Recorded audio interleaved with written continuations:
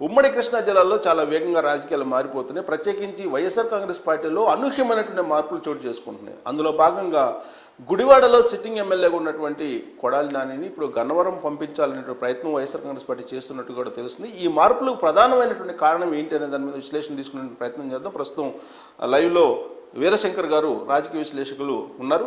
నమస్తే అండి వీరశంకర్ గారు. నమస్తే సార్. సార్, ఉమ్మడి కృష్ణా జిల్లాలో చాలా మార్పులు జరుగుతున్నాయి. ప్రత్యేకించి వైఎస్ఆర్ కాంగ్రెస్ పార్టీలో ఎక్కువ మార్పులు జరుగుతున్నట్టు కనిపిస్తుంది. దానికి ప్రధాన కారణం ఏమనిపిస్తుంది సార్? ఇదంతా జగన్మోహన్ రెడ్డి గారి రాజకీయ చిత్రత అని చెప్పాలి. ఆయన ఒక రాజకీయవేత్తగా, రాజకీయ నాయకుడిగా కాకుండా రాజకీయవేత్తగా ఈ రాజకీయ నాయకుల్ని ఎక్కడ వాడుకోవాలి, ఎంతవరకు వాడుకోవాలి అనే విషయంలో 2019లో ఆయన విజయం సాధించాడని చెప్పుకోవచ్చు. అదే విషయంలో వీళ్ళని ఎలా అయితే వాడుకున్నాడో ఈ నాయకులందరినీ, గుడివాడ కొడాలి నాని గారు కానీ, కొడాలి వెంకటేశ్వరరావు, కొడాలి నాని గారండి, మన వంశీ గారు కానివ్వండి, అట్లాగే ఇంకా పేర్ని నాని గారు, అదే గుడివాడ బందరు పార్లమెంటు స్థానంలో ఉన్న పేర్ని నాని గారిని కానివ్వండి, అట్లాగే ఇంకా గుడివాడ అమర్నాథ్, ఇట్లాంటి వాళ్ళని, వీళ్ళందరినీ, రోజా గారిని, వీళ్ళందరినీ ఏ మేరకు వాడుకోవాలి, ప్రతిపక్షాల మీద పోరాటానికి ఏ మేరకు వాడుకోవాలనే దాంట్లో గుడివాడ నాని గారిని కొంచెం ఎక్కువగా వాడటం జరిగిందని చెప్పుకోవచ్చు. నాని గారు ఈయన మీద ఉన్న, జగన్మోహన్ రెడ్డి గారి మీద ఉన్న అభిమానంతో కానివ్వండి, లేకపోతే ఆయన మీద ఆయనకు వచ్చిన వైఎస్ఆర్ కాంగ్రెస్ పార్టీలో ఆయనకి ఇచ్చిన స్థానాన్ని బట్టి కానివ్వండి, అతిగా స్పందించాడని చెప్పుకోవచ్చు. ఈ రోజు ఆ స్పందన యొక్క విలువ, ఆ స్పందన యొక్క తాలూకు పరిణామాలు అనేవి ఇప్పుడు నేడు ఆయనకి కనిపిస్తా ఉన్నాయి. గుడివాడ నానికి, పేరు నానికి, అట్లాగే వంశీకి, వల్లభనేని వంశీకి, వీళ్ళందరికీ కనిపిస్తా ఉన్నాయి. వీళ్ళెవరిని ప్రజా వ్యతిరేకత మూడగట్టుకున్న వీళ్ళెవ్వరికి స్థానాలు లేకుండా వీళ్ళ స్థానంలో కొత్త వాళ్ళని తీసుకొచ్చి పెట్టే పరిస్థితి ఏర్పడింది అంటే ఖచ్చితంగా సార్ రాజకీయవేత్తగా వీళ్ళని ఎంతవరకు సార్, రాజకీయవేత్తగా జగన్మోహన్ రెడ్డి గారు జాబితాలో ఇప్పుడు జోగి రమేష్ గాని, లేదంటే పార్థసారథి గాని, వీళ్ళు కూడా ఉన్నట్టేనా ఇలాంటి జాబితాలో? ఖచ్చితంగా గుడివాడ అమర్నాథ్, జోగి రమేష్, అట్లాగే నాకు తెలిసి మరి రాంబాబు గారు ఒకళ్ళే ఉన్నట్టున్నారు. ఆయన కూడా ఎవరైతే ప్రజా వ్యతిరేకత మూటగట్టుకున్నారో వీళ్ళందరినీ పక్కన పెట్టి వీళ్ళ స్థానంలో కొత్త వాళ్ళని తీసుకొచ్చి, నేను అభివృద్ధి చేశాను కాబట్టి నాకు ఓట్లు వేయండి, నేను అదే సంక్షేమం పథకాలు ఇచ్చాను కాబట్టి నాకు ఓట్లు వేయండి, నన్ను చూసి ఓట్లు వేయండి అనే పరిస్థితికి జగన్మోహన్ రెడ్డి గారు వచ్చారు.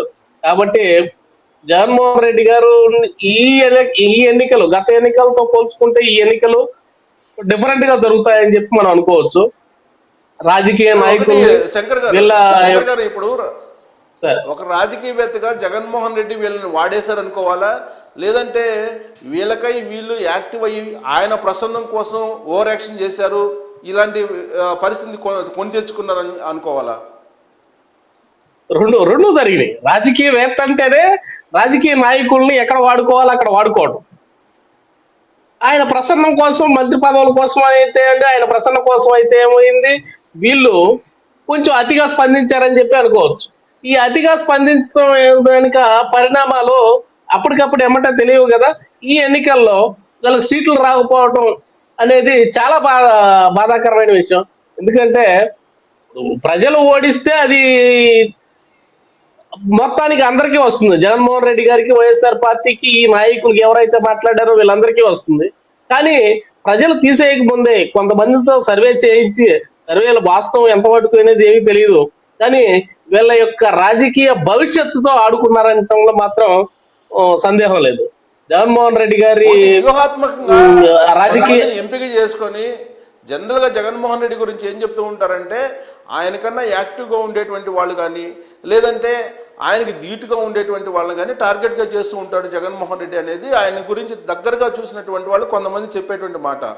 ఆ యాంగిల్లో చూస్తే యాక్టివ్గా ఉండేటువంటి వాళ్ళు, లేదా భవిష్యత్తులో ధిక్కరించి వెళ్తారనుకునేటువంటి వాళ్ళు, అలాంటి వాళ్ళని టార్గెట్ చేశారు అనిపిస్తుందా జగన్మోహన్ రెడ్డి?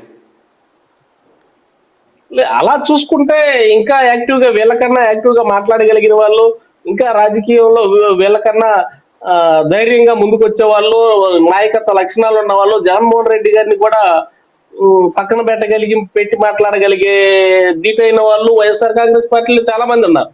కానీ వాళ్ళందరికన్నా కూడా వీళ్ళు అతిగా స్పందించారు. జగన్మోహన్ రెడ్డి గారు ఎప్పటికప్పుడు ఒక రాజకీయవేత్తకు ఉండాల్సిన లక్ష్యం. నేను కడప జిల్లాలో 8 ఏళ్ళు పనిచేశానంటే ఒక వెబ్సైట్ కంపెనీ తరపున. నేను వాళ్ళ పులివెందుల మార్కెట్ లో నాకు 8 మంది డీలర్లు ఉన్నారు. నేను అక్కడ తిరిగేవాడిని. అక్కడ ర- జగన్మోహన్ రెడ్డి గారి చతురత గురించి, అంటే రాజశేఖర రెడ్డి గారి టైం నుంచి వీళ్ళిద్దరూ కూడా వచ్చిన వాళ్ళని ఆ టయానికి ఎలా ప్రసన్నం చేసుకోవాలి, వాళ్ళతో ఎలా ఇచ్చేయాలి అనేది అదే స్ట్రాటజీ ఇక్కడ ఉపయోగించారు. ఖచ్చితంగా ఆ టయానికి వీళ్ళు ఎవరు ఉపయోగపడాలో, ఎట్లా ఉపయోగపడాలో వీళ్ళందరినీ వాడుకున్నారు. వీళ్ళలో వీళ్ళకి ప్రజా వ్యతిరేకత ఉంది అని చెప్పి తెలుసుకోగానే వీళ్ళ పక్కన పెట్టడంలో ఎటువంటి సందేహం లేదు. ఆయనకి ఎటువంటి ఆ వీళ్ళ మీద జాలి గాని, దయ గాని, వీళ్ళ రాజకీయ భవిష్యత్తు ఆడుకున్నాననే ఆ ఒక ఆత్మనిర్భరత భావం కూడా ఆయనకి లేదు. ఆయనకి ఎటువంటి ఇది ఉండదు. ఆయన ఏంటంటే ఒక ఇంకోటి రాజకీయవేత్త, ఇంకోటి శంకర్, నేను గెలవాలి. ఇంకోటి ఏంటంటే యా, ఇప్పుడు సహజంగా ఎవరికైనా ఉండేటువంటి ఆలోచన అది. ఇప్పుడు కొడాలి నాని తీసుకొచ్చి గన్నవరంలో వేస్తే గన్నవరంలో ఆయన గ్రాఫ్ బాగుంటుంది అంటారా? గన్నవరంలో గ్రాఫ్ ఎలా బాగుంటుందో, ఇక్కడ పనికిరాడు, ఇక్కడ గెలవడు కానీ ఇక్కడ ఈయనకి లేని పరిస్థితి ఇంకొక ఊర్లో, ఇంకొక చోట, ఇంకొక నియోజకవర్గంలో గెలవటం అనేది అసంభవం. ఎందుకంటే ఎవరి సొంత నియోజకవర్గాల్లో ఎక్కడైనా సరే ఎవరి సొంత నియోజకవర్గంలో వాళ్ళకి ఆ స్థాన బలం అనేది ఉంటుంది. బయటికి వెళ్తే వాళ్ళు జీరో.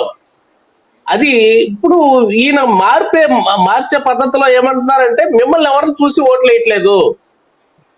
గుడివాడ నానిని గాని, కొడాల నాని గాని, లేకపోతే వంశీని గాని, ఇంకొకరిని గాని, రాంబాబుని గాని, రోజాని గాని, వీళ్ళని ఎవరిని చూసి ఓట్లేట్లో నన్ను చూసి ఓట్లేస్తున్నారు కాబట్టి నేను చెప్పిన చోటుకి వెళ్ళి పోటీ చేయండి అనే పరిస్థితికి ఆయన వచ్చాడు.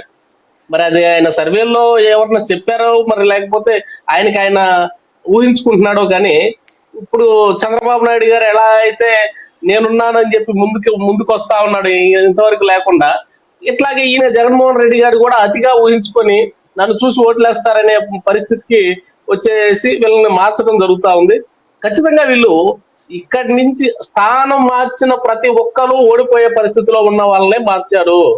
అక్కడి నుంచి ఎందుకు సార్, ఒకటి మార్చారు శంకర్ గారు, అంటే ఇప్పుడు వీళ్ళు కొడాలి ఆల్రెడీ నానిని కానీ ప్రభుత్వం లేదా ద్వారా వంశీని కానీ టోటల్ గా వాళ్ళని దెబ్బతీసేటువంటి అవకాశం ఉందా? అంటే వాళ్ళని అసలు రాజకీయ క్షేత్రంలో లేకుండా చేసే అవకాశం ఉందా, లేదంటే ఇప్పుడు మార్పులతోటి పోటీ చేస్తారా?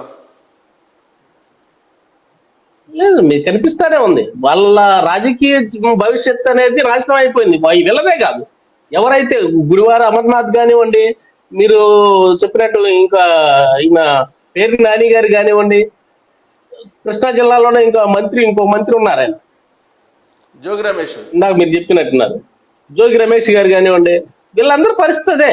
వీళ్ళకి పూర్తిగా ప్రజా వ్యతిరేకత ఎందుకు వచ్చింది అంటే జగన్మోహన్ రెడ్డి గారు వాళ్ళు. జగన్మోహన్ రెడ్డి గారు వీళ్ళని వాడుకొని వదిలేసాడు.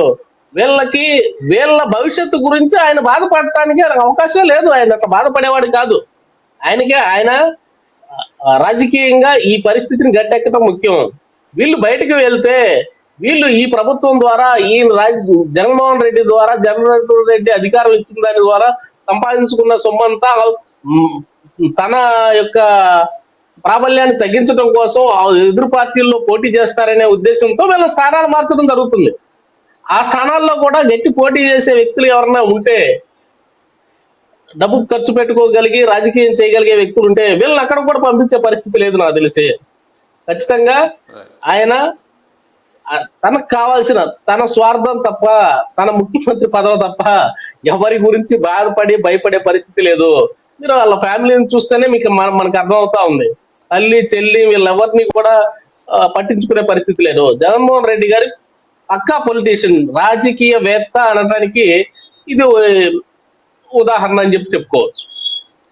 రైట్ అండి, thank you very much Shankar గారు విశ్లేషణ అందించినందుకు. జగన్మోహన్ రెడ్డికి ఎవరైనా ఒకటే, తల్లైనా ఒకటే, చెల్లైనా ఒకటే, గ్రాఫ్ బాగలేకపోతే పక్కన పెట్టేస్తారు, లేదా రాజకీయ క్షేత్రంలో లేకుండా చేసేస్తారు వాళ్ళని. ఇప్పుడు మార్పులు కూడా కేవలం తెలుగుదేశం పార్టీకో లేదంటే ఇతర పార్టీలకు వెళ్లకుండా స్థానాలు మారుస్తున్నారు. రాబోయేటువంటి రోజుల్లో రాజకీయంగా ఆయన భారీగా నష్టపోయేటువంటి అవకాశం ఉందనేది ఇప్పుడు విశ్లేషణ అందిస్తున్నారు శంకర్ గారు. సో ఇప్పుడు కొడాలి నాని అలాగే వల్లభనేని వంశీ వాళ్ళిద్దరు రాజకీయం టోటల్గా క్లోజ్ అయిపోయింది అనేటువంటి అభిప్రాయం వ్యక్తం అవుతుంది. సో అయిపోతుందా లేదంటే జగన్మోహన్ రెడ్డి వ్యూహంలో మళ్ళా వాళ్ళు లేస్తారనేది చూడాలి. Thank you very much.